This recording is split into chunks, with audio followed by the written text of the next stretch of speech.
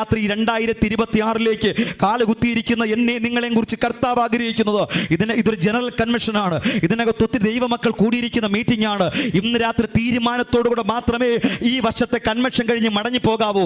ആമേ എല്ലാ ദിവസവും ഒരു ലേഖനം വായിപ്പാൻ, സദൃശ്യവാക്യം വായിക്കുവാൻ, വെളിപ്പാട് പുസ്തകം വായിക്കുവാൻ, വേദപുസ്തകത്തിന്റെ ജ്ഞാനം ഗ്രഹിപ്പാൻ നമ്മൾ തയ്യാറാകണം. സമയം വേർതിരിച്ച് പ്രാർത്ഥിപ്പാൻ തയ്യാറാകണം. പ്രഭാത പ്രാർത്ഥന എല്ലാ വീടുകളിലും ഉണ്ടായിരിക്കണം.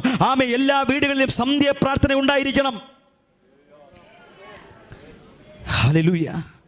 ദൈവത്തെ നമ്മൾ ദുഃഖിപ്പിക്കുന്നവരാകരുത്.